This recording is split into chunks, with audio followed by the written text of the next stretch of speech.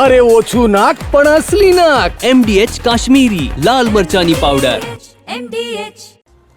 આજકાલ ભાગ્યે જ કોઈ એવું હશે જે મોબાઈલ ફોન વગર તમને જોવા મળશે અને ફક્ત મોબાઈલ હોવો નહીં, તેમાં સતત ખોવાયેલા લોકો તમને સૌથી વધારે જોવા મળતા હશે.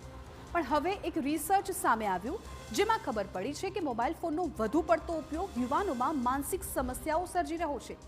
અને એટલે જ હવે એ ટેસ્ટ તૈયાર કરવામાં આવ્યો છે, જેનાથી ખબર પડશે કે કોઈ વ્યક્તિ નોમોફોબિયા એટલે કે નો મોબાઈલ ફોનના ફોબિયાથી પીડિત છે કે નહીં.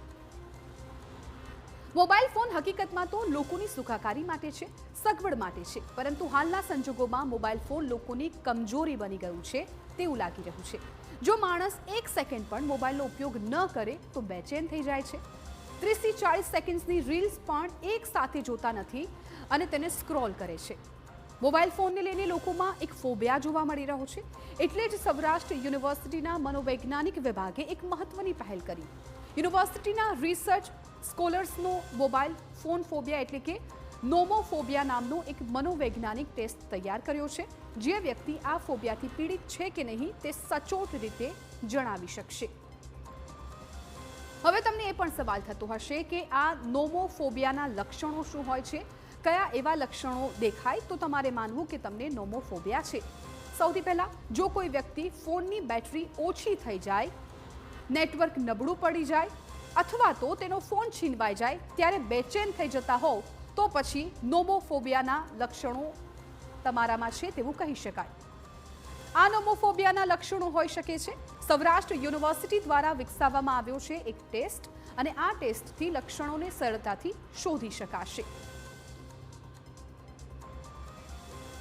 જો તમે પણ વધારે પડતો મોબાઈલનો ઉપયોગ કરતા હોવ તો જરા સાવધાન થઈ જજો, કેમ કે વધુ પડતો મોબાઈલનો ઉપયોગ તમને નોમોફોબિયા એટલે કે નો મોબાઈલ ફોન ફોબિયાના રોગી બનાવી શકે છે, આવું જાણકારો કહે છે. હવે જો કે આ વિષયને વધુ સારી રીતે સમજવા માટે સૌરાષ્ટ્ર યુનિવર્સિટીના મનોવૈજ્ઞાનિક ભવન દ્વારા મોબાઈલનો ઉપયોગ કરનારા 14 વર્ષથી લઈને 34 વર્ષના લોકોનો સર્વે હાથ ધરવામાં આવ્યો હતો, જેમાં મોબાઈલ ધારકને તેની પાસે મોબાઈલ ન હોય તો તેની મનોસ્થિતિ શું થાય છે તેનો અભ્યાસ કરવામાં આવ્યો હતો, જે ખરેખર રસપ્રદ છે.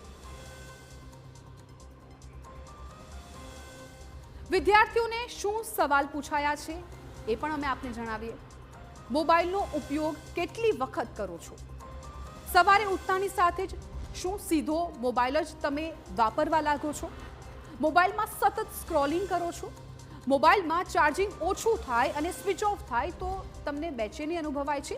આ તમામ સવાલો છે આ સર્વેમાં પૂછવામાં આવ્યા હતા અને એના પરથી એ નક્કી કરવામાં આવ્યું હતું.